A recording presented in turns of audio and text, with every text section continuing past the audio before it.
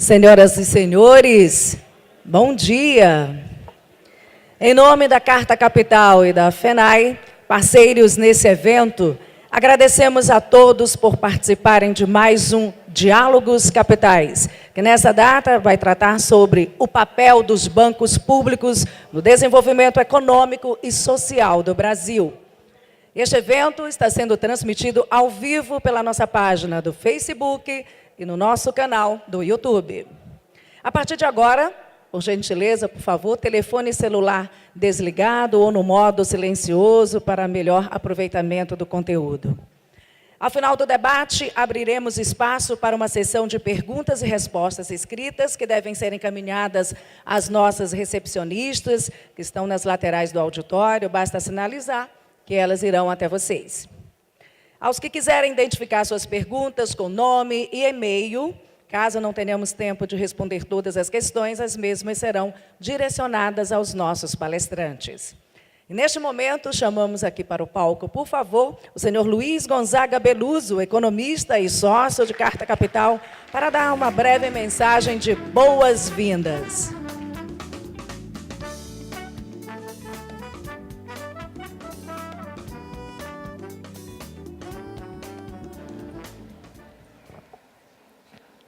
Bom dia a todos, sejam bem-vindos. Eu vou ser muito breve, mas eu não poderia deixar de expressar aqui minha felicidade de estar aqui em Teresina, no Piauí, que é um estado, eu conversando com o governador, que conseguiu dar a volta por cima num período difícil para o país, né? É um exemplo de como nós não devemos deixar de perseguir e de insistir no crescimento do país com melhor distribuição de renda, porque as duas coisas são conectadas, são articuladas, e também exprimir aqui minha satisfação e minha esperança de que o Brasil se espelhe na resiliência e na insistência dos brasileiros que acreditam no seu país. Muito obrigado.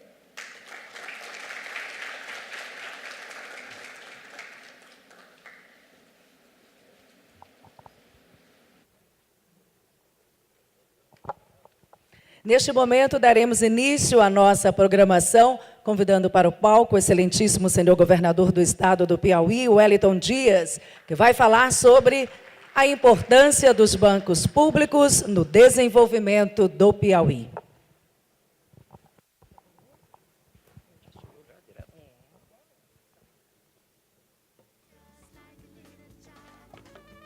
Bom dia. Bem-vindos os que vieram de outros estados. É um prazer saudar também os que são aqui do Piauí. Parabenizar e agradecer aqui o meu querido Jair Pedro Ferreira, presidente da Federação do Pessoal da Caixa Econômica Federal, pela iniciativa, junto aqui também com o nosso anfitrião aqui, o Pedro Rossi. Saudar aqui todo o time da Carta Capital, dizer que é um prazer muito grande também tê-los participando deste evento. Luiz Gonzaga Beluso, nossa senadora Regina Souza, aqui presente.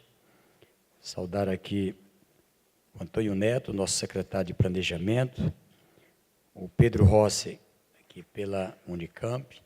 Saudar aqui o Arlindo Neto, pela EcoSolares.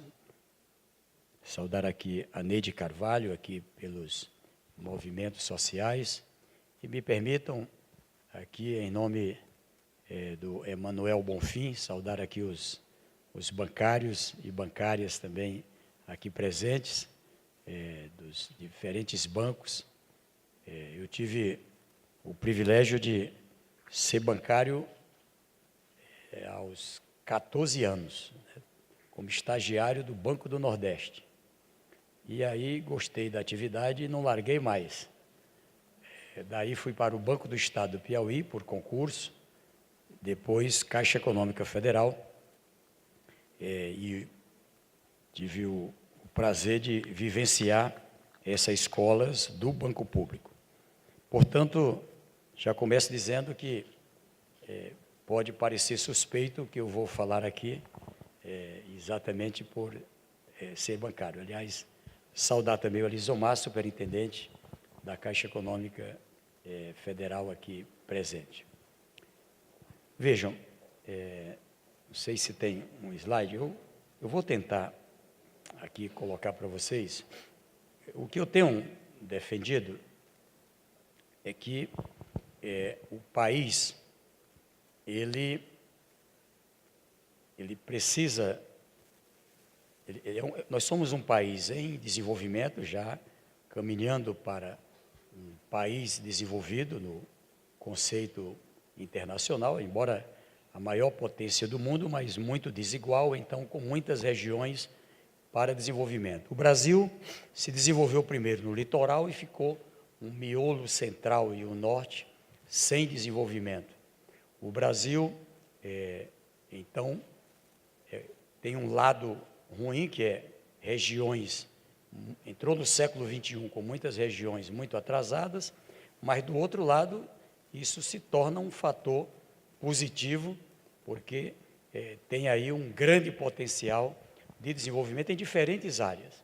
Na área dos serviços, comércio, turismo, serviços de saúde, educação, os mais diferentes, comunicação, serviço, na área da produção de alimentos, né, ou seja, essa descoberta a partir da Embrapa, né, do que era possível, tanto com irrigação como em áreas de cerrado, dá uma nova descoberta do miolo central do Brasil. Aqui tem o Sérgio, que é da Embrapa, aqui presente.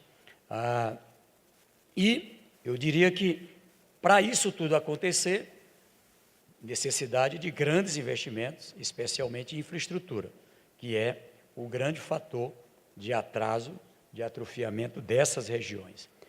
Então,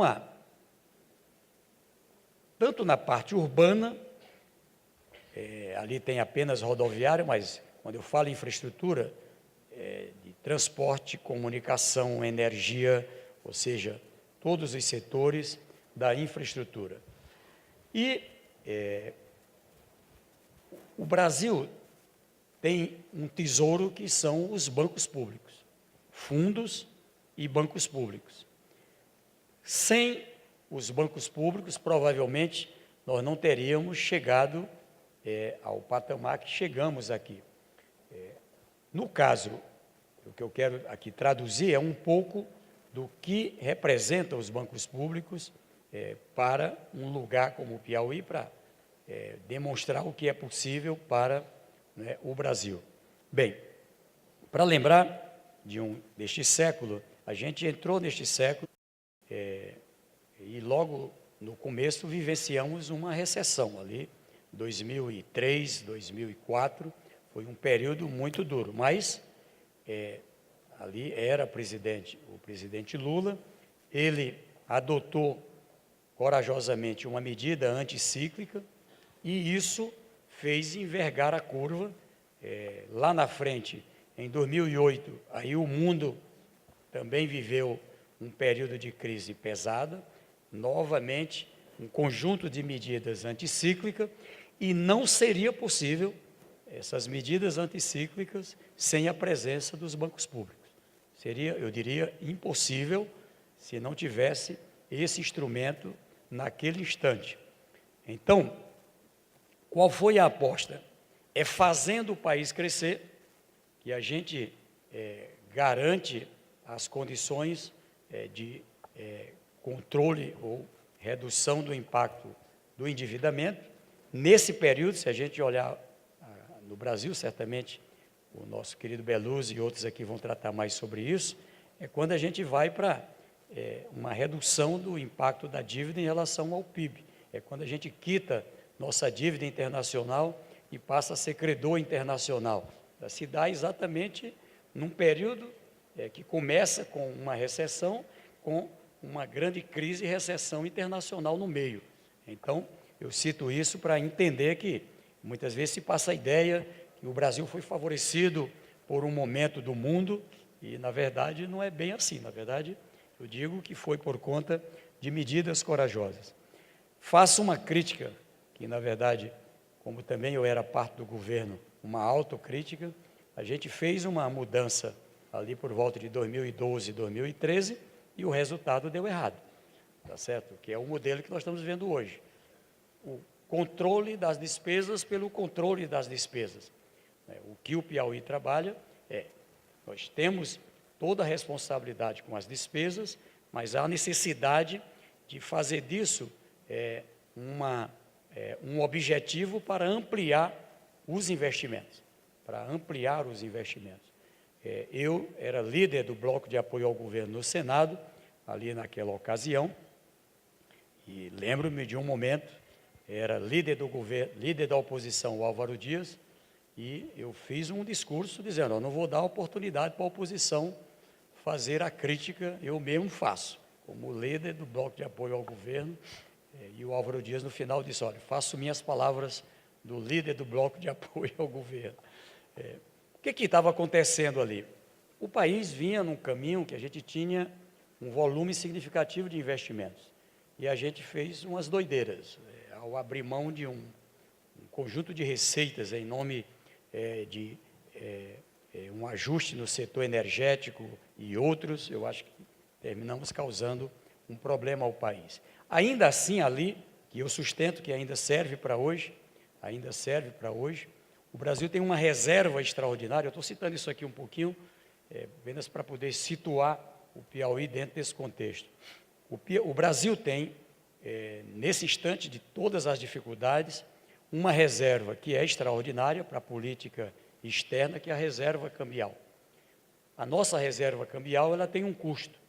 Eu advogava a tese e advogo ainda hoje, que com um colchão de aproximadamente 350 bilhões de dólares, é possível, porque foi possível nos piores momentos, e é possível neste momento, se ultrapassar a crise. Ora, se com um colchão de 350 bilhões de dólares, eu consigo sustentar toda a minha relação internacional, então a minha tese era, o que ultrapassar disso, chegou um momento, chegou a ter 30, 40 bilhões de dólares acima disso, quita a dívida, não é fazer nenhuma irresponsabilidade, abre espaço fiscal e se tem uma política para captação de recursos externos, lá fora tem dinheiro barato, de longo prazo, com carência elevada.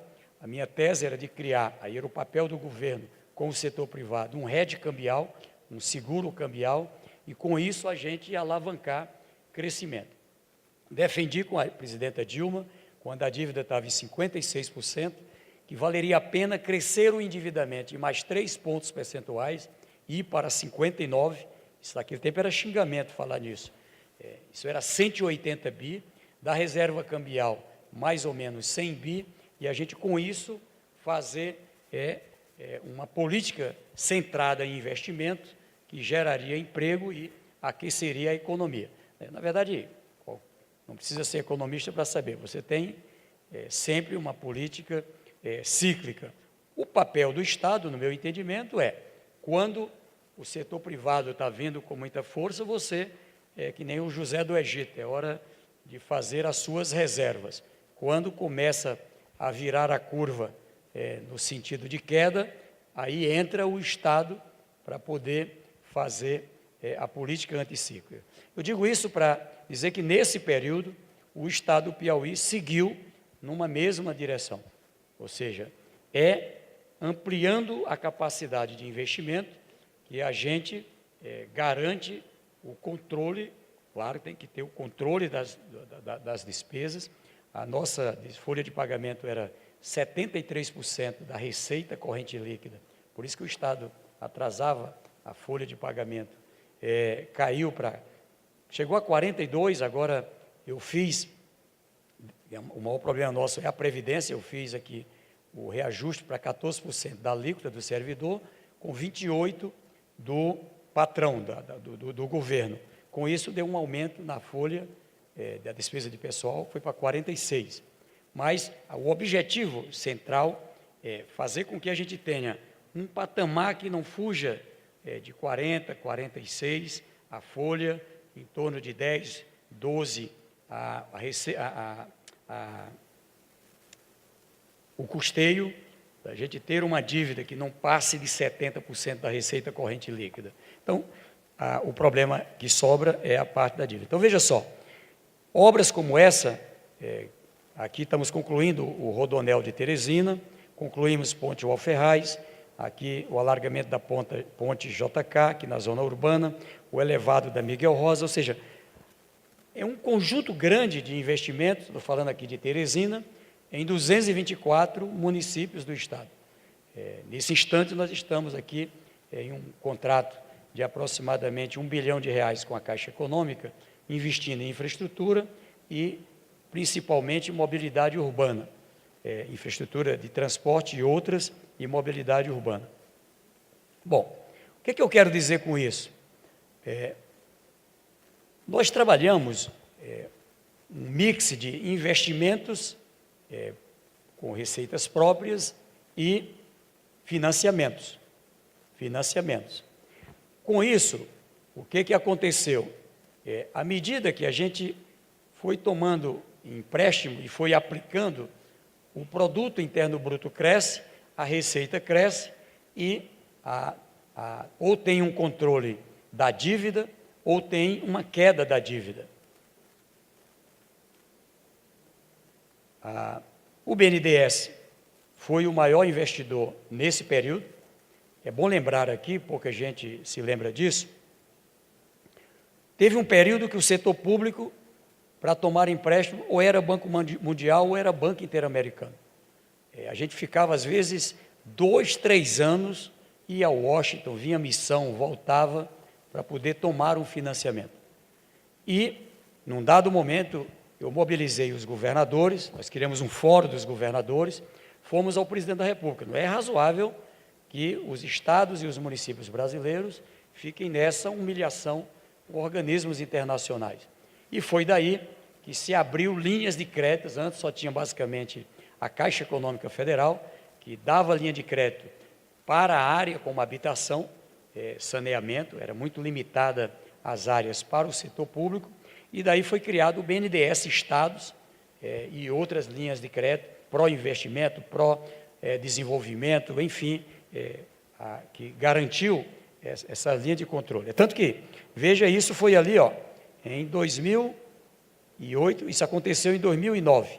Até aqui era muito pequeno os investimentos brasileiros, e se vem para trás, menor ainda, tá certo?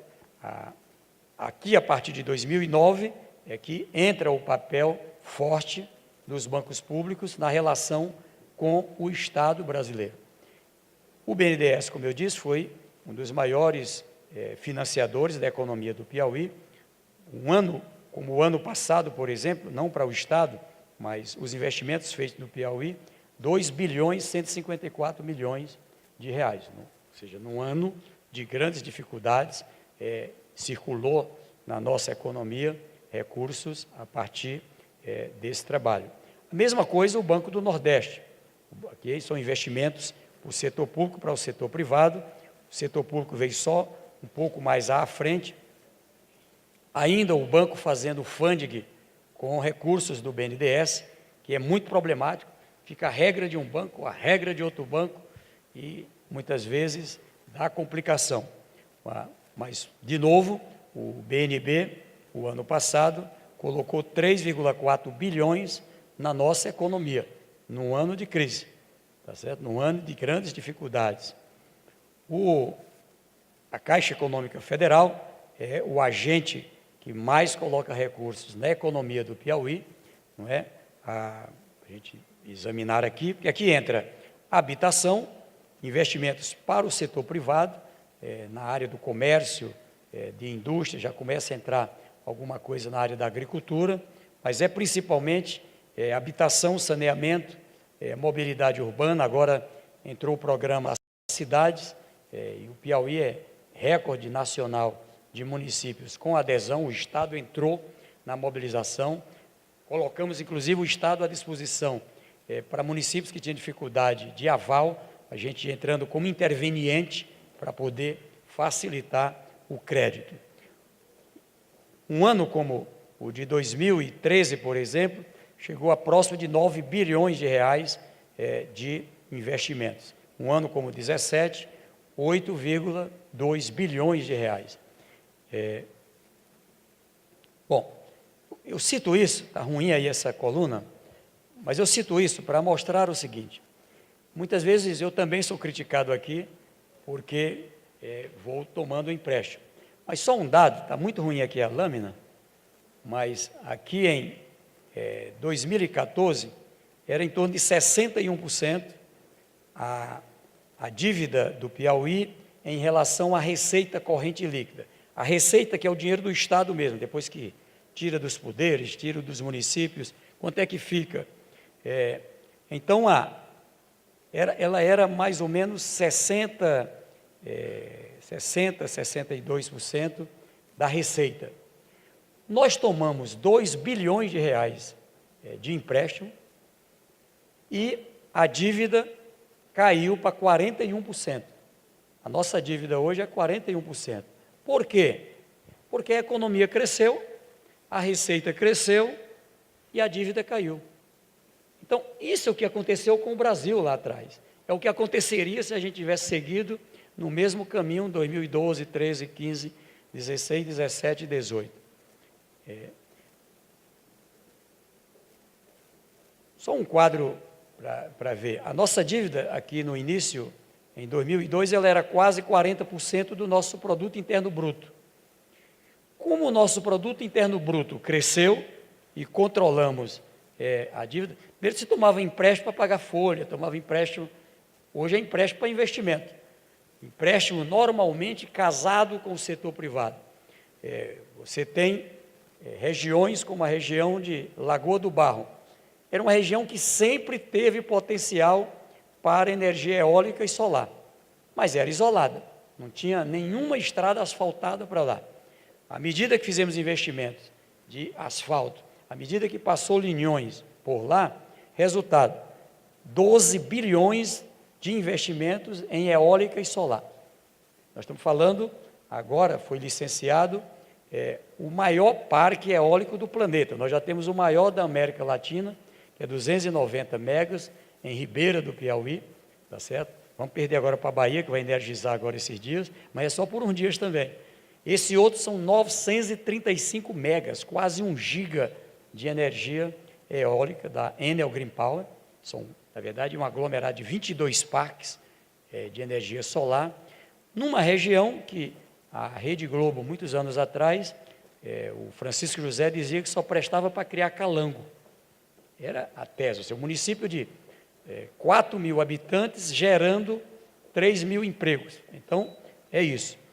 Me chamou a atenção aqui do lado, mas só para colocar, a dívida do Brasil era 56% do PIB. Tomaram uma decisão de ir por esse caminho, ela está chegando a 70% do PIB.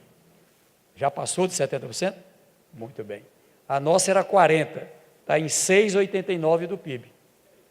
Você entende? Então, 10 vezes proporcionalmente menor do que a dívida brasileira. Então, o que eu estou colocando aqui, eu sou um defensor dos bancos públicos. E não é porque fui bancário da Caixa Econômica, nem do Banco do Nordeste ou do Banco do Estado do Piauí.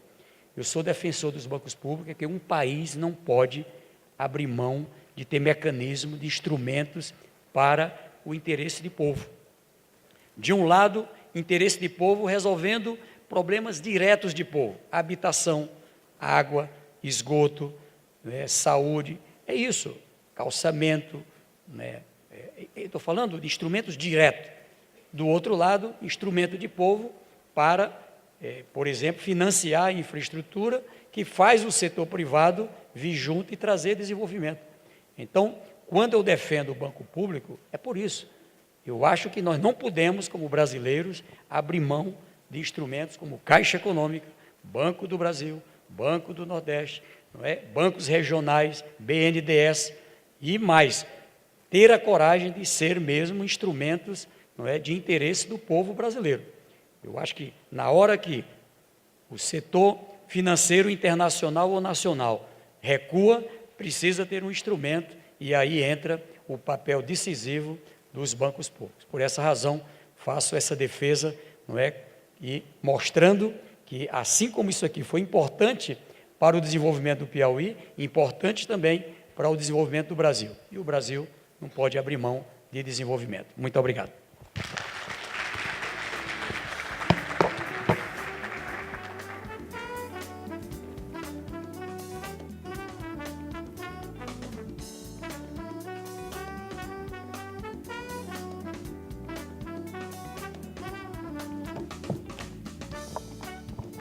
Muito obrigada ao governador Wellington Dias, que agora segue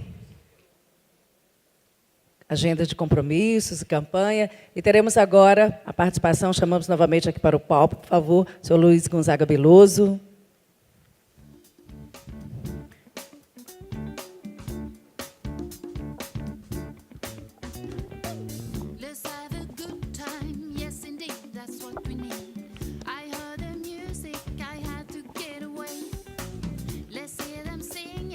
Bom,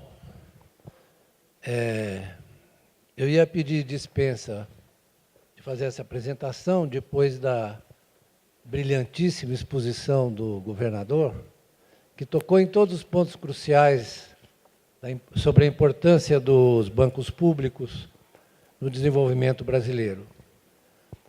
Eu acrescentaria, a minha palestra é sobre o papel dos bancos públicos no desenvolvimento das economias do Japão. Eu pensei o Japão, a Coreia e a China, porque são exemplos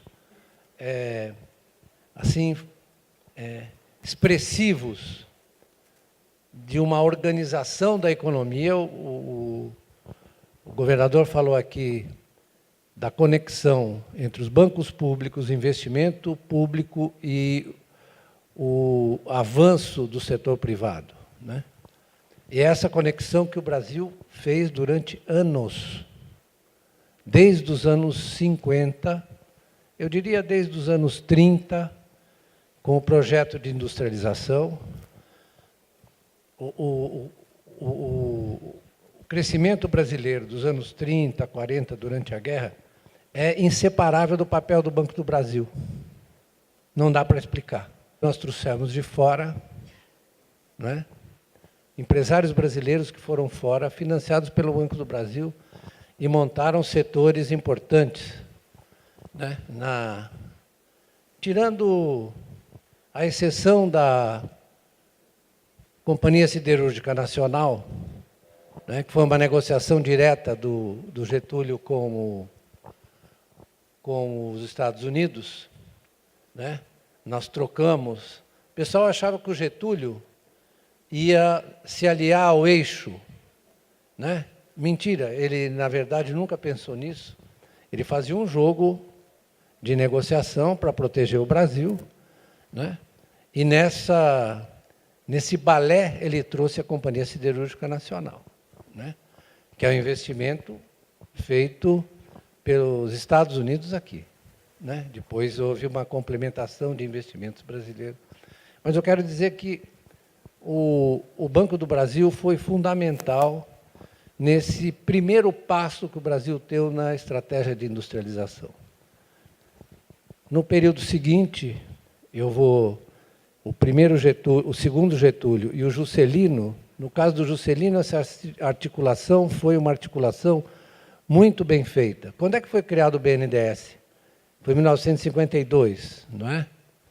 Então, cerca de 70% do crédito no Brasil era dividido entre os bancos públicos, BNDES, Banco do Brasil, a Caixa menos nesse período, depois cresceu mais, Mas é importante que 70% do crédito ou ele era dirigido para projetos específicos, com contingenciamento do crédito do setor privado, ou seja, se reservava uma parcela do crédito obrigatoriamente para investimento nos programas prioritários do governo, né? E isso teve prosseguimento ao longo até a crise da dívida externa em 1970.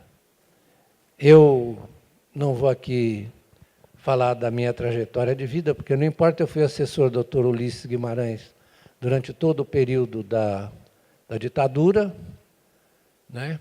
Mas eu tenho que, por honestidade, reconhecer que os militares não abandonaram o projeto de desenvolvimento industrial do Brasil.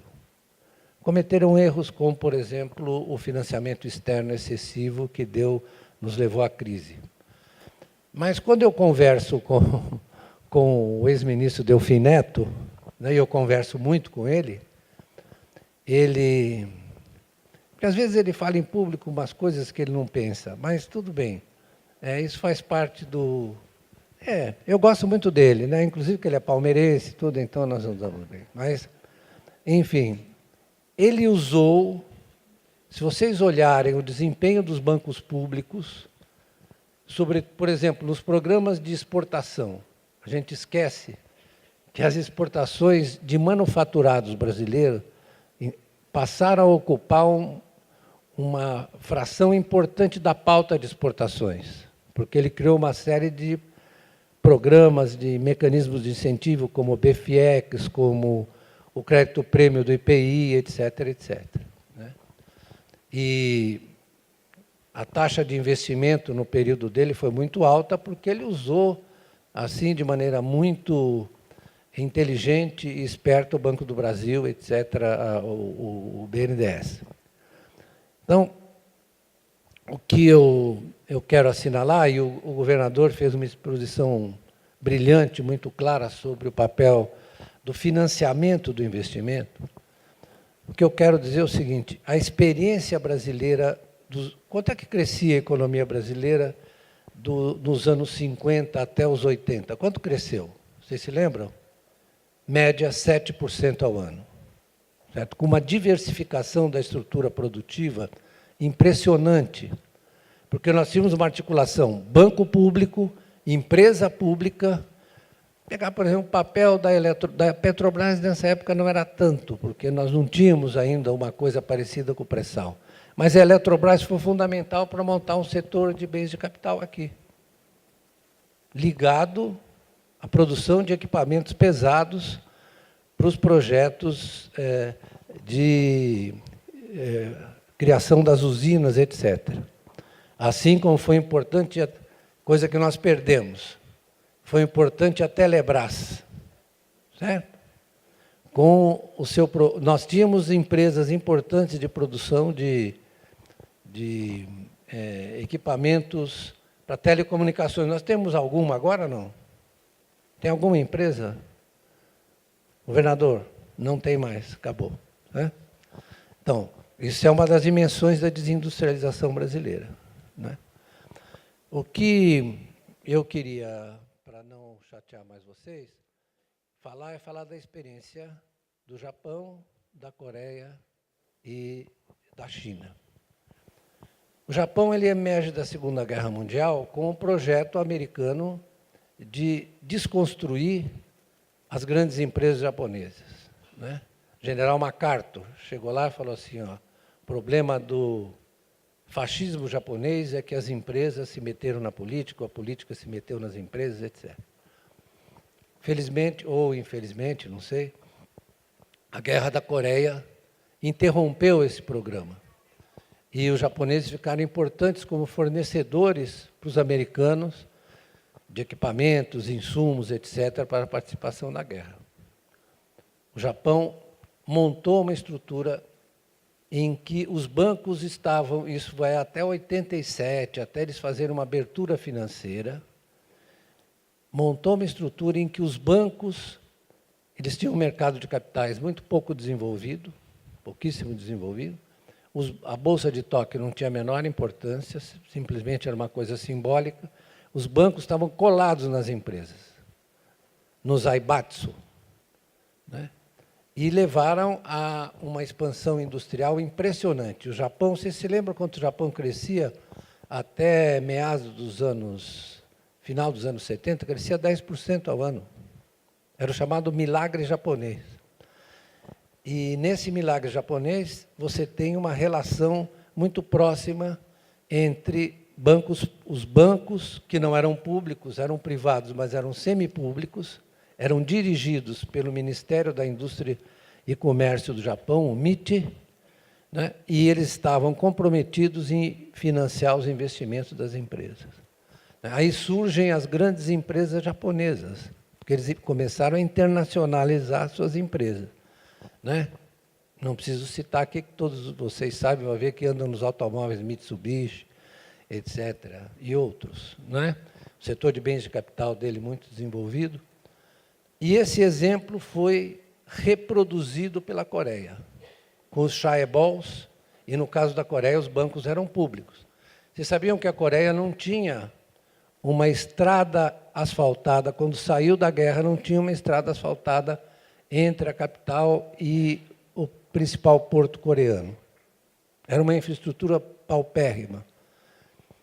Eles montaram, inclusive, bancos públicos, a semelhança da relação dos bancos japoneses com os bancos, com as empresas.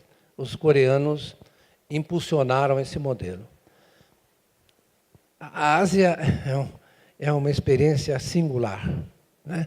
Que eles são grandes exportadores de manufaturas, todos internacionalizaram as suas empresas. Ninguém conhecia uma empresa coreana antes de 1980. Hoje nós conhecemos, não é verdade?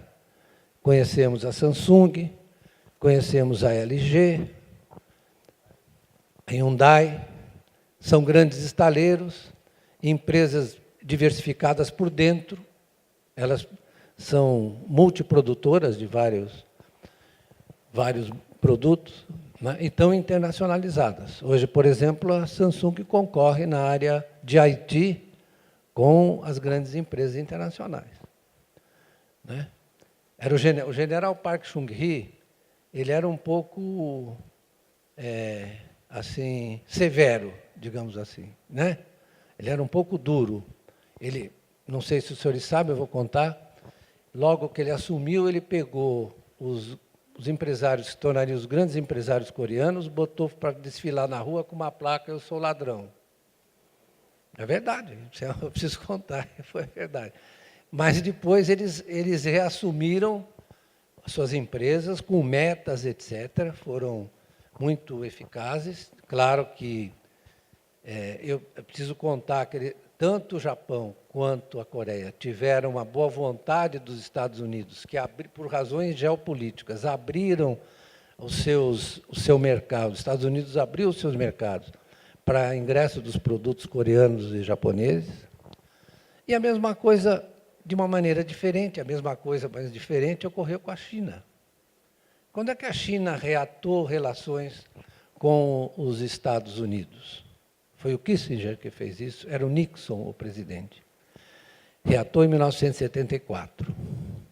E o Brasil reatou relações com a China imediatamente depois. Lembra disso, Jair? Você lembra? O governador Wellington, lembra? E pouca gente sabe, veio uma missão de chineses para cá, para o Brasil conversar. E nós éramos uns meninos que estavam lá na Unicamp, eram considerados cepalinos, desenvolvimentistas, etc. Lá foram os chineses conversar com a gente, né? Não se enganem, porque eles falavam inglês perfeito e alguns falavam português. Isso eles cuidam muito.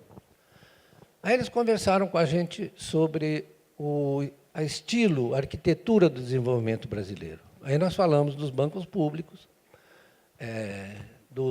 das empresas públicas que, na verdade, geravam investimento para o setor privado, porque elas investiam, tinha uma lógica das empresas, elas investiam na frente.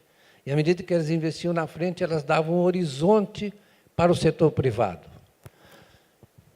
Eu não vou aqui falar coisas a meu respeito, mas eu convivi muito com os empresários brasileiros daquela época. Convivi com o Antônio Hermílio, convivi com o Mindlin, convivi com o Bardella, que também é palmeirense, meu amigo até hoje, né? Está um pouco, pelo time, está um pouco assim, deprimido o Cláudio Bardella, né? Porque ele era um dos entusiastas do desenvolvimento brasileiro, da industrialização, etc. Então, todos eles, né, tinham clareza a respeito da importância do investimento público e das empresas públicas. Né? Muito bem. Falamos com os chineses, etc. Um deles foi a Itaipu, não estava pronto ainda, ele tirou uma foto embaixo ali onde seria a usina, né? Tirou uma foto, mandou para mim, eu tenho a foto até hoje. E eles depois, a partir daí, se inspiraram e construíram 3 gargantas. Então, eu quero dizer que os chineses têm essa